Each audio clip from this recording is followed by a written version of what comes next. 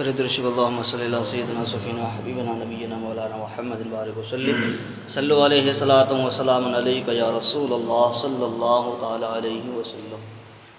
کل کے نشست میں تھے جنازہ لے کر چلنے کا بیان، آج کے نشست میں جنازے کے ساتھ جانے کا ثواب۔ مسئلہ میت اگر پڑوسی یا رشتہ دار ہو یا کوئی نیک شخص ہو تو اس کے جنازے کے ساتھ جانا نفل نماز پڑھنے سے بھی افضل ہے۔ یعنی کہ محلے میں اگر کسی کا انتقال ہو جائے پڑوس میں یا رشتہ دار میں ہے تو نفل نماز پڑھنے سے بھی زیادہ ثواب جنازے کے ساتھ چلنا ہے۔ جتنا جنازے کے ساتھ آپ چلیں گے نا اتنا نفل نماز میں اتنا بھی ثواب نہیں ہے جتنا جنازے کے ساتھ چلنے کا ثواب ہے۔ اور مسئلہ جو شخص جنازے کے ساتھ ہو اسے بغیر نماز پڑھے واپس نہ جانا چاہیے، اور نماز کے بعد اولیاء میت سے اجازت لے کر واپس جا سکتا ہے، اور دفن کے بعد اجازت کی ضرورت نہیں۔ اچھا، یہاں پہ مسئلہ ہے کہ جو جنازے کے ساتھ چلے ان کو نماز جنازہ بھی پڑھنا چاہیے۔ میت کے ساتھ بعض لوگ کہتے کیا ہے کہ گھر سے تو جاتے ہیں قبرستان تک، لیکن جب نماز کی بات آتی ہے نا تو نماز نہیں پڑھتے، بہت لوگ کھڑے ہوتے ہیں کہ اس سے کیا ہے نہیں ہے۔ لیکن حدیث پاک میں ہے کہ اگر کسی نے نماز جنازہ پڑھا تو اللہ تبارک و تعالیٰ ان کو احد پہاڑ کے برابر ثواب عطا کرتا ہے۔ احد پہاڑ یعنی کہ احد پہاڑ 7.5 کلومیٹر میں پھیلی ہوئی ہے، 7.5 کلومیٹر میں اس کی چوڑائی اور لمبائی میں اتنی جگہ پہ پھیلی ہوئی ہے۔ مکہ میں ہے مدینے میں وہ مدینہ میں ہے، تو اتنی بڑی جو ہے ان کو ثواب ملیں گے۔ اور پھر نماز جنازے کے بعد پھر اس میت کو پھر مٹی لگاتا ہے، مٹی دیتا ہے، تو پھر اللہ تبارک و تعالیٰ ان کو ڈبل احد پہاڑ کے برابر ثواب عطا کرتا ہے۔ اب 3 پہاڑ تو ان کے برابر ثواب ہو گیا، صرف نماز جنازہ پڑھنے سے اور مٹی لگانے سے 3 احد پہاڑ کے برابر ان کو ثواب عطا کرے گا۔ اور پھر میت کے ساتھ چلنے سے نفل نماز سے بھی افضل زیادہ ثواب ہے۔ اور پھر نماز جنازہ پڑھنے کے بعد اب میت کو مٹی لگانے میں اگر دیری ہے، اس کو جانا جلدی ہے، تو اولیاء امت یعنی کہ میت کے کسی بھی وارث سے اجازت لے کر کے جا سکتا ہے، اور جنازہ پڑھنے کے بعد پھر دفن کر دیا، مٹی لگا دیے، مٹی دینے کے بعد اب پھر کوئی اجازت کی ضرورت نہیں۔ اب جس کو جانا چاہے جائے، اب جس کو ان کے پاس تھوڑی دیر رکنا چاہے تو وہ رک سکتے ہیں۔ جنازے کے ساتھ چلنے والوں کو دنیا کی باتیں کرنا، ہنسنا بالکل سخت منع ہے۔ یعنی کہ جب جنازہ کے ساتھ چلو تو دنیا کی باتوں کو بھول جاؤ، اور اس وقت جو ہے اس کے لیے دعائے مغفرت کرو یا کلمہ شریف درود شریف کا ورد کرتے جاؤ، اور پھر اپنے بارے میں سوچو کہ آج ان کی باری ہے، آج ان کو لے کر کے جا رہے ہیں، کل ہمیں بھی جانا پڑے گا، کل ہمیں بھی جانا پڑے گا۔ تو اس سے کیا ہے کہ ہمیں عبرت بھی ایک ملے گا، ایک بھی ہمیں عبرت حاصل ہوگی کہ دیکھو آج یہ جا رہا ہے، آج اس کو آج ہم لے کے جا رہے ہیں تو کل ہمیں بھی لے کے کوئی جائے گا، کل کوئی ہمیں بھی لے کے جائے گا۔ جانا تو ہر کسی کو دنیا میں جو بھی آیا کوئی رہنے کے لیے نہیں آیا ہے، جانا سب کو ہے۔ اگر جانا نہیں ہوتا تو پھر نمرود کو دیکھ لو، نمرود 350 سال تک جیا، اس نے 350 سال تک ان کے سر میں درد تک نہیں ہوا، بخار تو بہت دور کی بات ہے، لیکن موت ان کی بھی آئی۔ فرعون کو دیکھ لو جس نے خدائی کا دعویٰ کیا، موت اس کی بھی آئی۔ بڑے بڑے بادشاہ کو دیکھ لو، سب کو موت آئی ہے۔ اور قوم نوح، قوم لوط، قوم ہود کے امت کو دیکھ لو جس کے عمریں 950 سال ہوا کرتے تھے، 950 سال، 500 سال میں تو وہ بالغ ہوتے تھے، 550 سال۔ اس نسل میں کیا ہے 12 سال میں بچہ بالغ ہو جاتا ہے، 13ویں سال میں شادی کرا دو چلے گا، وہ 550 سال میں بالغ ہوتے تھے، اور وہ زمین کے اوپر رہنا اپنے آپ کو شرمندگی سمجھتے تھے کہ زمین کے اوپر وہ نہیں رہتے، تو بڑے بڑے پہاڑ کو توڑ کر کے اس کو نکال کر کے اس کے اندر کھو بناتے تھے، پھر اس کے اندر رہا کرتے تھے۔ اور قوم لوط، قوم نوح، قوم ہود کے امت جو ہے نا اتنی خطرناک امت رہی ہے کہ کوئی ایسا گناہ نہیں کہ وہ نہیں کیے، کوئی ایسی گناہ نہیں ہے۔ اگر ان کے علاقے سے کوئی اگر جاتا تھا نا، یہاں تک کہ ان کے سامان تو چھنتا تھا، بلکہ ان کے کپڑے بھی چھین لیتا تھا، بڑھے نہ اس کو چھوڑتا تھا، اور ان کے ساتھ زنا بھی کیا کرتے، چاہے وہ مرد میں ہو یا عورت میں ہو، کوئی بھی ہو جس کو خواہشات ہے کہ اس سے زنا کرنا ہے تو اس کو پکڑ کے اس سے زنا بھی کرتے تھے۔ نہ وہ مرد دیکھتے تھے نہ عورت کو دیکھتے تھے، کسی کو بھی نہیں، چاہے وہ بچے بھی ہو تو اس سے بھی زنا کرتے تھے۔ اتنی خطرناک قوم، اور اس قوم کے اندر ایک چیز اور تھی کہ وہ اگر جس راستے سے جاتے تھے نا وہ تمام چیزوں کو نیست و نابود کر دیتے تھے۔ کسی کی فصل کے کھیت سے جاتے تھے، تمام فصلوں کو کھا جاتے تھے وہ، اور جتنا کھانا ہوتا تھا کھا لیتے، اور جتنا بچتا نا وہ بہن کر کے لے کے جاتے تھے اپنے پہاڑ کے اندر کھانے کے لیے. اور سانپ بچھو ان کے لیے تو وہ سب کچھ نہیں تھا. قوم نوح، قوم ہود، اتنی خطرناک امت رہی ہو. یہ سارے چیز جو ہے نا سب گئے، لیکن اب اس کے نام و نشان ہی نہیں ہے.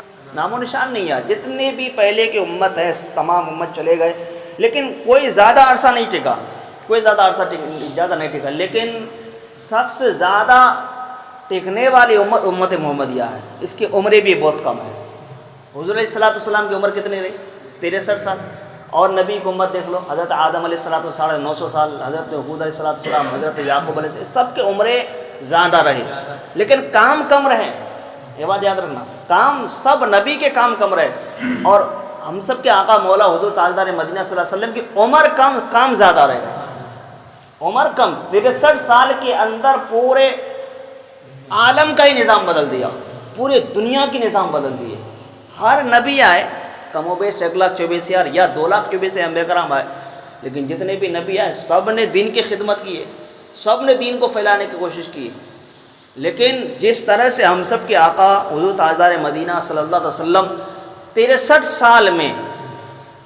سال میں جو کام کیے، جو شریعت نافذ کی، اور اللہ تبارک و تعالیٰ کے احکامات کو جتنا فائز کیا، اتنا کسی نبی نے نہیں کیا. اور حضور علیہ السلام کے 63 سال آپ زندگی دیکھیں گے، 63 سالہ زندگی، اب ایک ایک لمحات کو اٹھا کر کے دیکھیں گے تو ہمیں ہزاروں برس کے مطابق لگیں گے، ہزاروں برس کے مطابق. مدینہ طیبہ میں کتنے دن رہے حضور علیہ السلام؟ صرف 10 سال ہی رہے. 10 سال مدینہ طیبہ میں رہے. اور مدینہ طیبہ کو وہ شہر بنا کے گیا، وہ شہر بنا کے گیا کہ شفا، جب حضور علیہ السلام مدینہ نہیں پہنچے تھے، وہاں کا عالم کیا تھا، جس کو یثرب کہتے تھے. یثرب کا مطلب ہوتا ہے کہ بیماریوں کا شہر، مصیبتوں کا شہر، بلاؤں کا شہر، پریشانیوں کا شہر. اتنی پریشان، اتنی مصیبت، لوگ نیڈھال ہو گئے تھے، زندگی سے عطیہ کر لوگ موت مانگ رہے تھے. مدینہ کا ایک عالم یہ تھا کہ جب حضور علیہ السلام اس وقت نہیں گئے تھے، لوگ موت مانگ رہے تھے کہ مجھے موت دے دے. اتنی اپنی زندگی سے ناخوش ہو گئے تھے. لیکن جب حضور علیہ السلام جب مدینہ میں قدم رکھے نا، یثرب کو مدینہ بنا دے. مدینہ کا مطلب ہے شفاؤں کا شہر، شفاؤں کا شہر. اس لیے کہ دنیا میں جو بھی آیا ہے سب کو جانا ہے، اور سب جو بھی آیا وہ گیا. یہاں تک کہ انبیاء کو بھی ایک پل کے لیے، ایک وقت کے لیے ان کو بھی اجل آئی ہے. اجل کا مطلب ہوتا ہے موت، ان کو بھی آئی. ہر کسی کو موت کا مزہ رکھنا ہے. اللہ تبارک و تعالیٰ قرآن میں 2 جگہ ارشاد فرمایا، کل نفس ذائقۃ الموت. یہ 2 جگہ، ایک 4 پارہ میں ہے، ایک 17واں پارہ ہے. 2 جگہ قرآن میں کل نفس ذائقۃ الموت. موت میں صرف 3 الفاظ ہیں، میم، واو اور تا. لیکن یہ 3 الفاظ اتنا بھاری ہے کہ بڑے بڑے پہلوان کے پتے پانی ہو جاتے ہیں. آج سائنٹسٹوں کو دیکھ لو، جو ریسرچ میں ہو گیا ہے، بڑے اعلیٰ تعلیم حاصل کر لیے ہیں. بہت لوگوں نے خدا کا انکار کیا ہے کہ خدا نہیں ہے، اللہ ہے نہیں. لیکن اسی سے اگر پوچھا جائے کہ تمہیں موت آئے گی، لیکن وہ بھی اقرار کرتا. خدا کا اقرار نہیں کرتا، خدا ہے ہی نہیں، ان کا انکار کرتا. لیکن جب موت کی بات آتی ہے نا تو وہ بھی کہتا کہ موت ایک دن آنی ہے.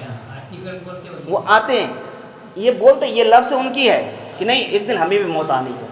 اب ان کو یہ نہیں پتا کہ موت بنایا کس نے، موت کو کس نے بنایا. موت کو بنانے والا کون ہے؟ اللہ تبارک و تعالیٰ. یہ اس کا ایمان، اس کا عقیدہ جو ہے بنانے والے پر نہیں ہے، جو چیز بنا ہے اس پر ایمان اور عقیدہ ہے. ایک مرتبہ حضرت علی رضی اللہ تعالیٰ عنہ سے ایک اعرابی نے پوچھا کہ اے علی تم یہ بتاؤ کہ تم کہتے ہو کہ خدا ہے، اگر خدا ہے تو ہمیں دکھاؤ. اعرابی نے کہا، یہودی نے کہا کہ اگر خدا ہے تو پھر دکھاؤ.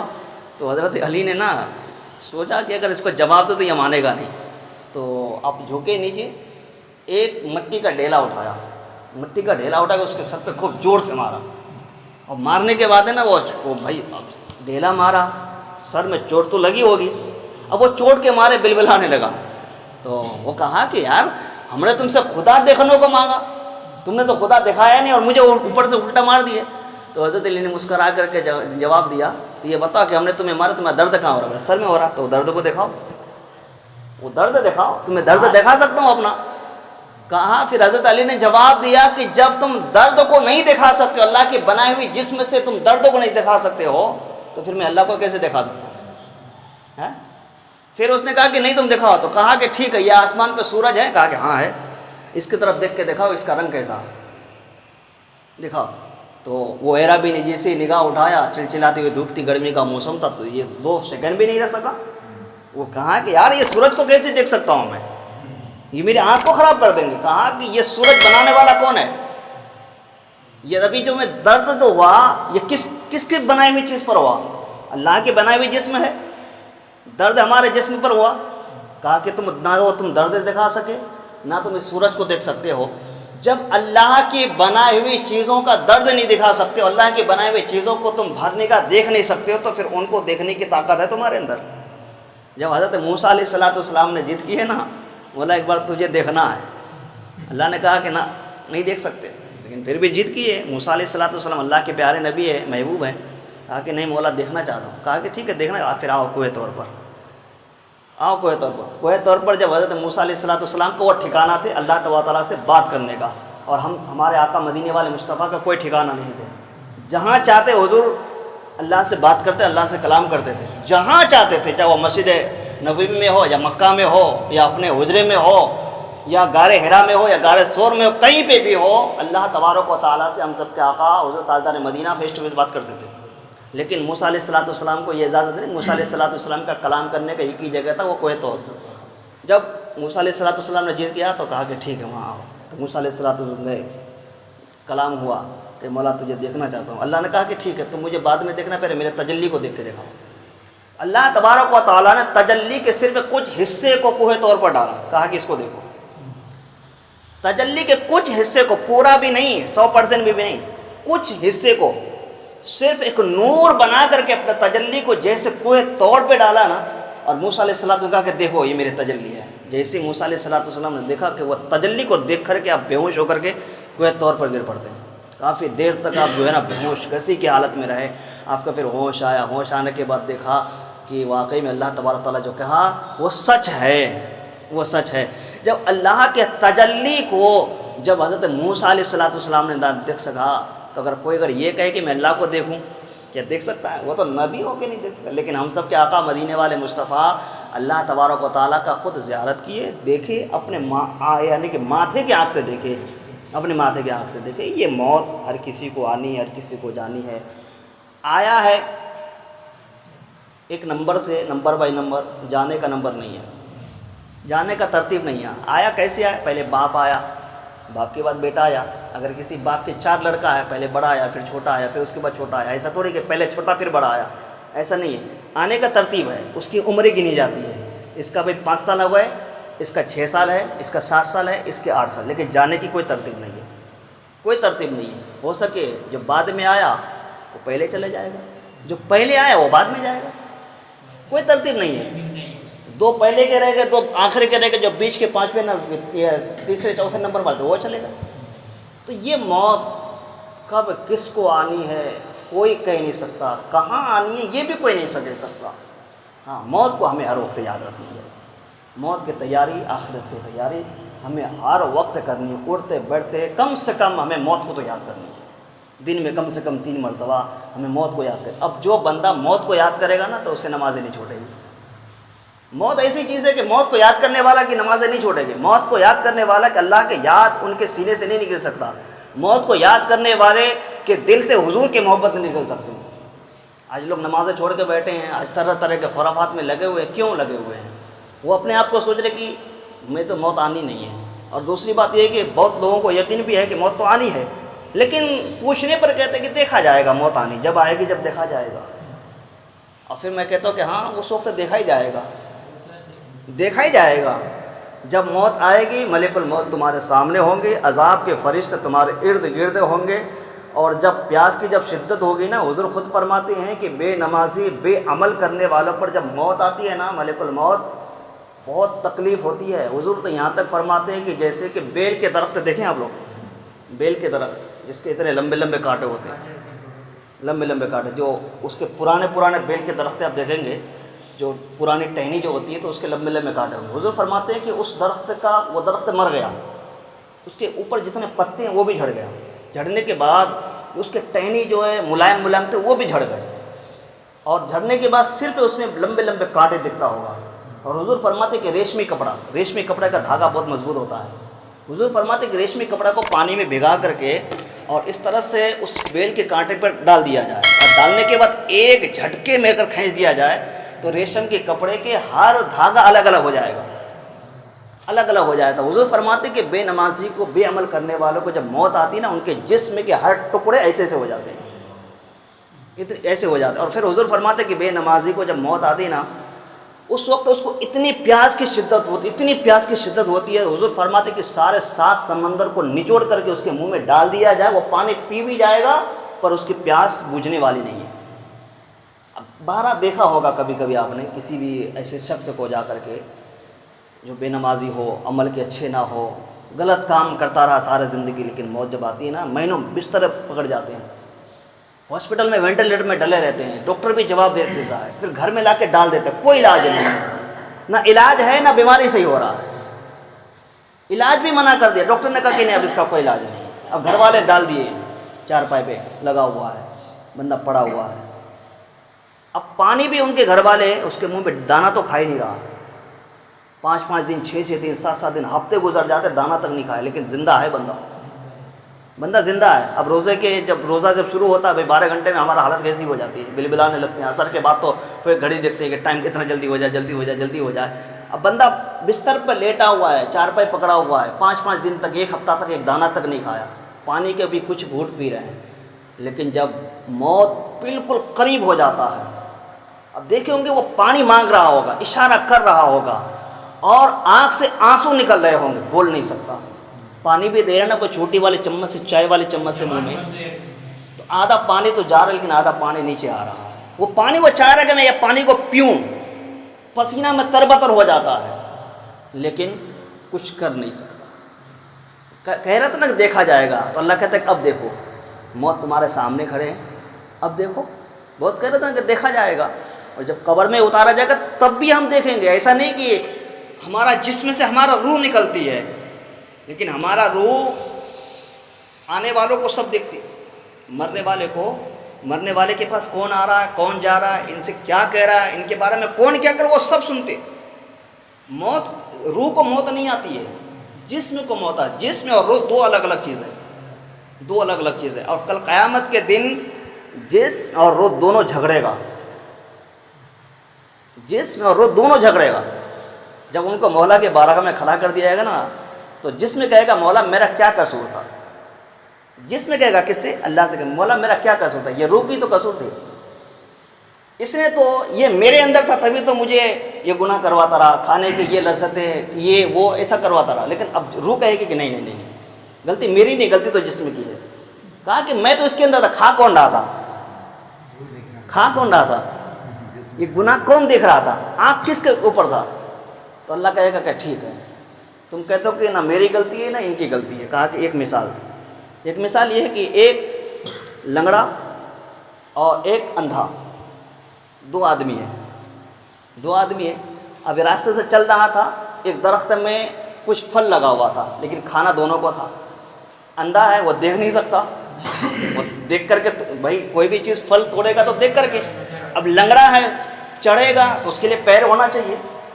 دونوں کا, اب دونوں معذور ہے, دونوں نہیں کر سکتا کچھ. تو دونوں نے ملان مشورہ کیا, کام کرو, تم اندھا, تم دیکھ نہیں سکتے ہو, میں لنگڑا, میں چڑھ نہیں سکتا ہوں, ایک کام کرو, تم تو صحیح سلامت ہو, میں تمہارے کاندھے پہ چڑھتا ہوں, میں تمہارے کاندھے پہ چڑھتا ہوں, چڑھ کر میں پھل تو توڑ سکتا ہوں کیونکہ میں دیکھ رہا ہوں, اب میں چڑھ نہیں سکتا. تو اندھا نے کہا کہ ٹھیک ہے بھائی, اچھا جگاڑ ہے پھر یہ. تو لنگڑا جو ہے نا, اندھے کے اس پہ کاندھے پہ چڑھ گیا اور پھل توڑا, دونوں نے مل کر کھایا. تو اللہ کہتا ہے کہ دیکھا غلطی کس کی ہے, یہاں پہ غلطی کس کی ہے, دونوں کی غلطی ہوئی کہ نہیں بھائی. ایک کے اوپر چڑھا, ایک نے توڑا, کھایا دونوں مل کر کے, دونوں کی غلطی. اسی طرح سے ہمارے روح, ہمارے جسم, دونوں کی غلطی ہے, غلطی دونوں کی ہے. تو اس لیے موت کی ہمیں تیاری کرنا چاہیے. انشاءاللہ کل جو ہے نماز جنازہ کا بیان, نماز جنازہ کس طرح سے پڑھا جاتا ہے, اور نماز جنازہ میں کتنے دعائیں ہیں, اور ثنا سبحان کا, اور اللہم اغفر لحینا و میتنا, یہ دعا کس کو یاد نہیں ہے تو وہ کیا پڑھ سکتے ہیں. اس کے بعد جو ہے نا کئی اس میں چیزیں ہیں, جس کو نہیں آتی ان کے لیے بھی شریعت نے آسان کیا ہے. انشاءاللہ جنازے کی نماز کی ترتیب وہ بھی ہاں کل کل جو ہے نا کل پورے نمازے کی ترتیب ہے کل پورے نمازے کی جنازے کی پورا اور دعا اس میں 3 دعا ہیں 3 دعا الگ الگ کن کن کے لیے ہیں یہ کل پورے تفصیل کے ساتھ انشاءاللہ ہوگی. اللہ تبارک و تعالیٰ سے دعا ہے کہ ہمارے اس نشستوں کو اپنی بارگاہ میں قبول مقبول عطا فرما. ہم سب کو اہدنا الصراط المستقیم شریعت مجتبیٰ سنت رسول پر عمل کرنے کی توفیق رفیق عطا فرما. مولا تبارک و تعالیٰ ہم سب کو مولا موت کو یاد کرنے کی توفیق رفیق عطا فرما. موت کی تیاری کرنے کی توفیق رفیق عطا فرما. یا مولا ہم سب کو مولا آخرت کے خوب کو خیال عطا فرما. یا مولا اپنے حبیب کے شد کے فیض سے مولا ہم سب کی دعاؤں کو نمازوں کو سجداؤں کو اپنی بارگاہ میں قبول مقبول عطا فرما. ان اللہ و ملائکتہ یصلون علی النبی یا ایھا الذین آمنوا صلوا علیہ وسلموا تسلیما. اللهم صل على سيدنا صفينا حبيبنا نبينا مولانا محمد بارك وسلم. صلوا عليه صلاة وسلام عليك يا رسول الله صلى الله تعالى عليه وسلم. سبحان ربك رب العزة عما يصفون وسلام على المرسلين والحمد لله رب العالمين وحق لا إله إلا الله.